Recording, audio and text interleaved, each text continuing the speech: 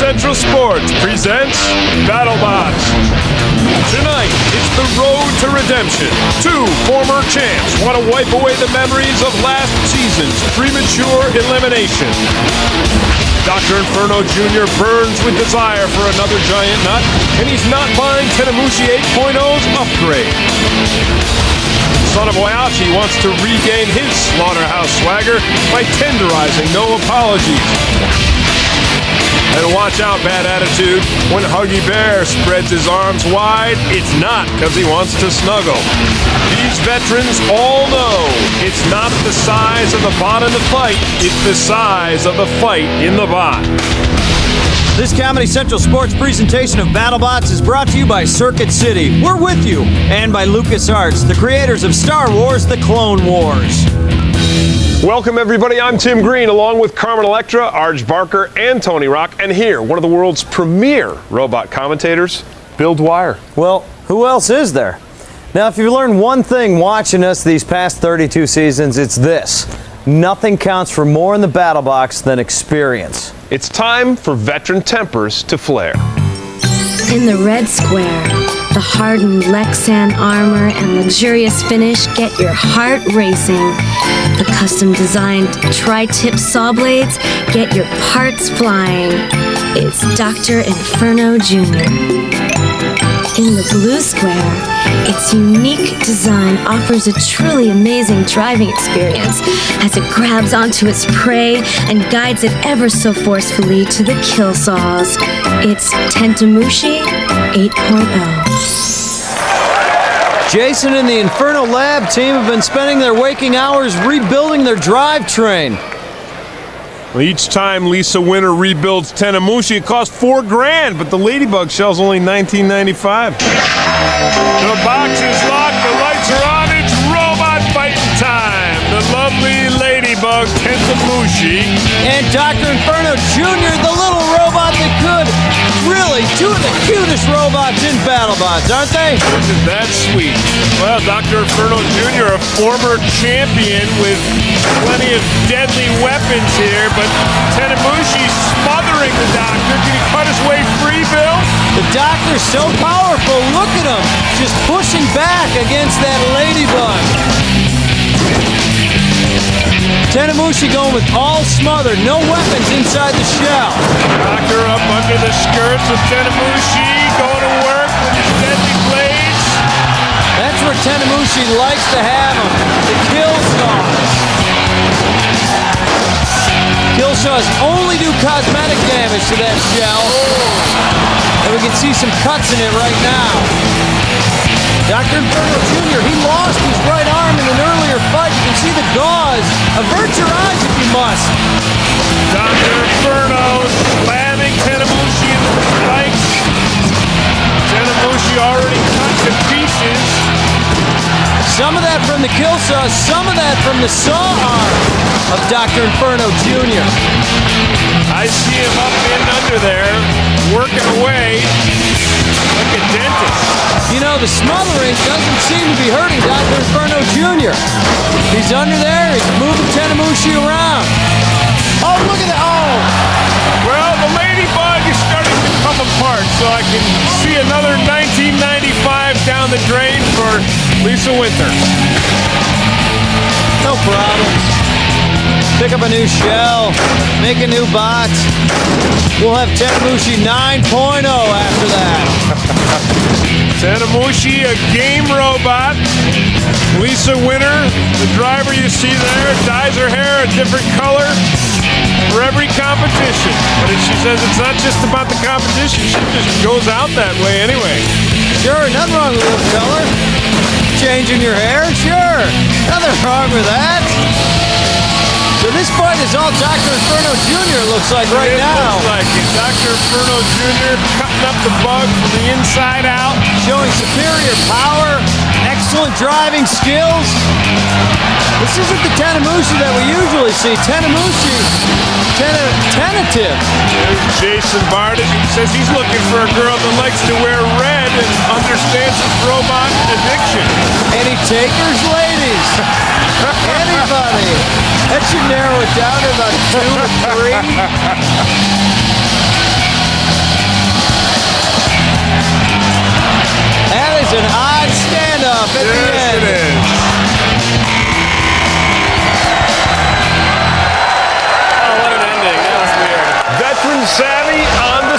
Let's take a look at the Circuit City replay. Dr. Inferno Jr. taking Tenemushi to the spike strip early. And there's where Tenemushi gets hammered by the pulverizer, but really nothing did as much damage as the kill saws and the saw of Dr. Inferno Jr. Oh, you got to get that treated. Dr. Inferno Jr. wins it 26-19. Now let's go box side to Tony. I see you have a souvenir. Yes, she gave me the antenna, and I gave her the eyeballs. Now my robot is not only gimpy, missing an arm, but now he's blind as well. Congratulations. Thank you. And now we explore the psyche of the winner of that match. Here are the two faces of BattleBots All-Star, Jason Dante Bartis. I am Dante, Prince of the BattleBots. Looking good. Styling swinger dude. I love causing pain and destruction. In swing dancing, you try to avoid smacking into other people. Behold the power of evil. You gotta look good when you're swing dancing. More like a robot. Stick around for more as Huggy Bear gets set to Starsky Bad Attitude's Hutch. But first, Son of Waiachi wants to perform a frontal robotomy on No Apologies. It's time for BattleBots Trivia, brought to you by LucasArts. True or false? The hammers on Son of Waiachi are actually meat tenderizers used in a slaughterhouse. Stay tuned for the answer when we come back.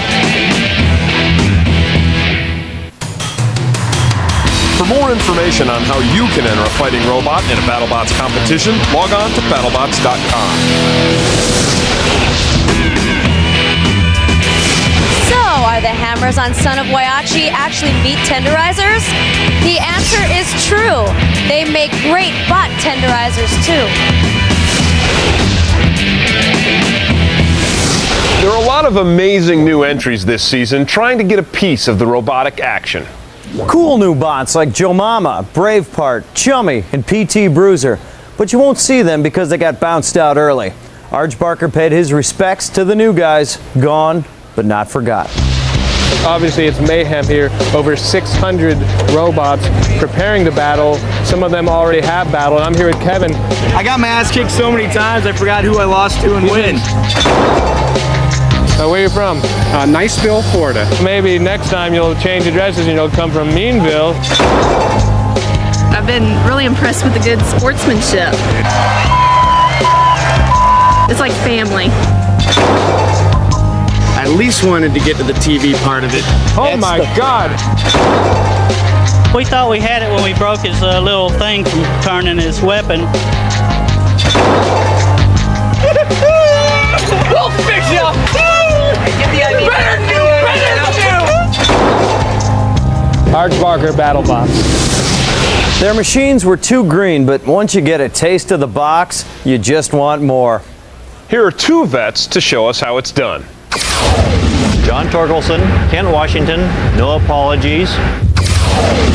Terry Ewart, Abbotsford, Wisconsin, Son of Waiachi.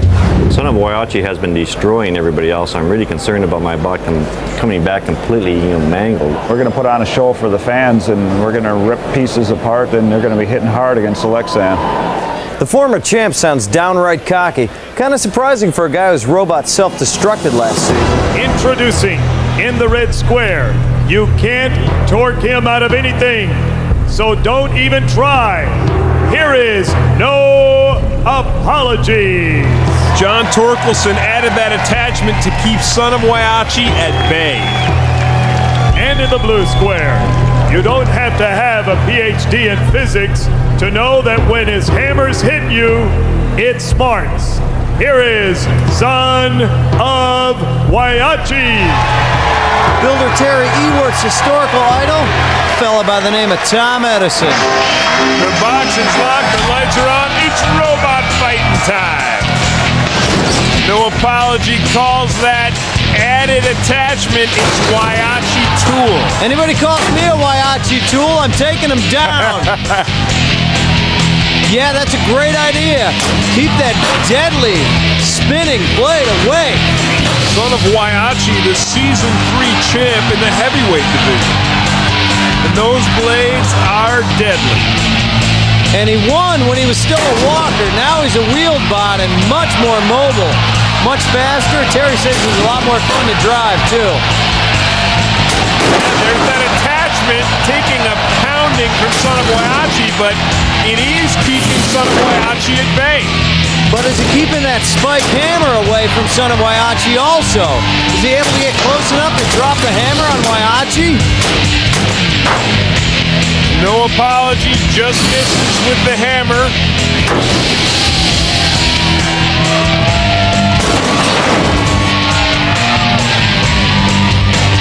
Son of Waiachi not seeming to get up to the normal speed that you expect from Son of Waiachi, Bill. Not right now. This is what you got to do if you're fighting him. That Waiachi tool working pretty well. Drop the hammer! Waiachi tool has got Waiachi jammed up on the BattleBots floor, and no apologies, positioning himself to bring down that spike. It's that tool. It's keeping him too far away. Now he drives Son of Waiachi into the spikes. Drive, hardly. Eases him into the spikes. Exactly. I know this is your first time in the spikes. I want to go easy on you. Well, neither bot showing too much now. No apologies. Not able to bring the hammer down. He's got him right where he wants him. No apologies. Putting him into the screws. You can see those sharp blades on the screws this season, and they do some damage. You can hear the grinding of metal. No apologies, in control. You can see that John Torkelson, no apologies driver, sensed his advantage right there. Well, the Waiachi tool is pretty much by the board, but it seems to have done its job, Bill. Yeah, that's like an antenna after a hurricane. Yeah, it did its job. Whoa, now what happened to no apologies weapon? The spike looks like it's askew, so no apologies is looking battered, but Son of Waiachi seems to have almost no power left to get up to that full spin. The judges are going to be looking at damage, and there's a lot of damage and no apologies. But Son of Waiachi has not been fighting as vigorously as he usually does. That's it, it's over. This one too close to call. No apologies gives the former champ all he can handle. Let's take a look at the replays. Hard to tell who's winning this fight. Early on, we see Son of Waiachi tearing up. No apologies. Then, when it becomes a pushing match, no apologies. Over the screws, a hammer drop, and then that hammer takes some damage. I don't know. This is going to be a close one. Here's the official word from the box. The three judges at arena side have turned in a 24-21 decision for the red square. No apologies. A decision that close, Bill, you've got to break down the scoring for us. Damage and strategy points were tied at 15, but the difference was aggression. The judges gave no apologies a 9 and Son of Waiachi a 6. You do the math. Final score, 24-21. Terry Ewert has some insight into what happened. It did look like the hammers never got up to full speed. What was the problem? They never did. We were running at real low voltage here for some reason. Obviously, the spinner wasn't spinning as fast, and I'm just sorry that we couldn't put on a big show for everybody and rip some parts off that guy, because he really needed to get ripped up. When a lovely pit girl asks you, may I dust your bot? The correct answer is yes. Huggy Bear's bot dudes know what time it is. Hey you! Don't construct or operate a robot or BattleBot without proper supervision. We're in San Francisco. I don't know much about art, but I know what I like. And a building with stuff falling out of it, I like. A lecture here getting up in your business with this date in bot history. 2 years ago today, controversy strikes the BattleBots. Derek Young operating pressure drop. Listen for the buzzer. Looks to be out right there. There's the buzzer. Oh, a late hit by pressure drop and another one. Builder Randy Eubanks says it was a cheap shot. He claimed, oh, the red light wasn't on, and they told me to keep hitting you. Bull. But Derek says it's all part of the game. I think the audience wanted to see it. No love lost there. And that's this date in bot history. And on this date, two veterans are getting set to crack heads. Yeah, Huggy Bear's name might sound sweet, but he's as ticked off as bad attitude. Dave Schultz, San Diego, California, Huggy Bear. Tom Petrocelli, San Jose, California, Bad Attitude. It's time to rock the box. 2 bots. 1 moves on. The box is locked, the lights are on, it's robot fighting time. There's Huggy Bear, you can see the arm. That's the hug zone, he calls that. He likes to get the bots in there, squeeze them and move them. Builder Dave Schultz's favorite invention, the thermos. Tom Petrocelli and Bad Attitude want to stay out of the hug zone. He wants to position that wedge to the side of Huggy Bear. Right there.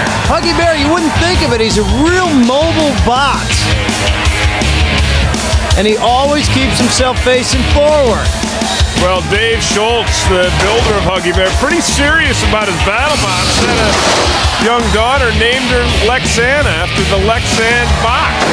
Now, do we know what he named his son? Don't know. All right.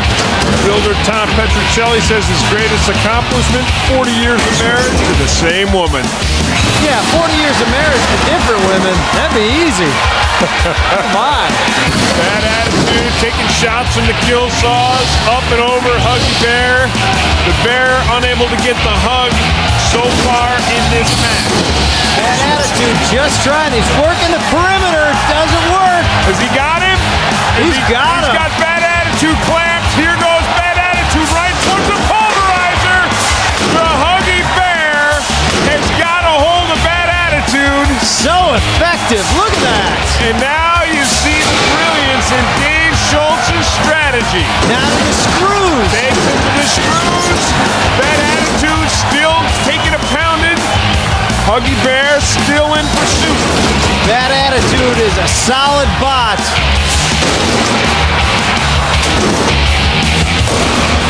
But now he's got to get in and do some damage. You see with this long shot here, he's working the perimeter. He's going wide, trying to get around Huggy Bear, and he's unable to.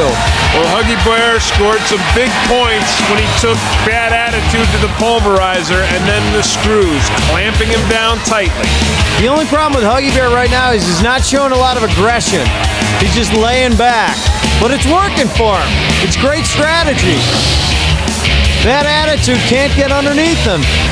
Bad Attitude not showing much aggression either right now, Bill. Whoa! There's a little aggression by the kill saws as Tom Petrocelli's bot is tossed across the floor. Maybe Bad Attitude wants to go at him with the opposite wedge, with the high end, get some hits in. He doesn't have much time left now. Boy, that hug zone's effective. Who wants a hug zone? Not Bad Attitude. Move over. You're getting a little close, partner.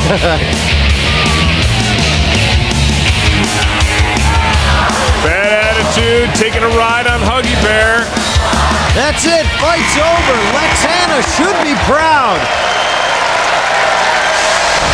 Let's take a look at the replays. Bad Attitude, all about hitting and moving. He's able to do that right there. But then it was Huggy Bear with the big hug, and that's where all the points were scored. Bad Attitude taking a pounding. And a little pop courtesy of the kill sauce. The judges have spoken. 30-15, Huggy Bear. When we get back, we'll have the post-fight word from the builders and our hit of the week. Check out the Pete Lambertson fan and his little friend. They can't wait. For exclusive interviews with BattleBot builders, or if you want to chat with other bot fans, check out ComedyCentral.com/BattleBots.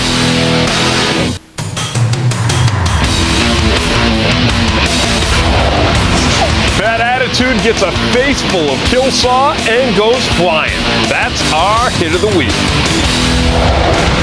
Welcome back, bot fans. We just saw Huggy Bear crush the air out of Bad Attitude's victory dreams. Now here's Tony with Tom Petrocelli. Now, Huggy Bear was a pimp on Starsky and Hutch. If you could be one, who would you be, Starsky or Hutch? I don't know. Which one is the serious one? Which one's the straight? I think that would be David Soul. I guess I'd be the straight guy. There's always a straight man. All right. Lots of luck to you. There was a whole lot of robot fighting going on tonight. Bill, how about a quick recap? Sure, as quick as I can, Tim. Dr. Inferno Jr. carried Tanemushi 8.0 to the spike strip and walked off a winner. No Apologies strapped on a metal prosthetic and brought Son of Waiachi's tournament run to a screeching halt. And like Kathy Lee Gifford, Huggy Bear smothered bad attitude with his overbearing robotic affection. Dr. Inferno Jr., No Apologies, and Huggy Bear, they're all moving on. For all the gang here at BattleBots, I'm Tim Green. And I'm Bill Dwyer. Thanks for joining us for our Mechanical Monsters Ball. Halle Berry ain't got nothing on us except an overly emotional speech. See ya!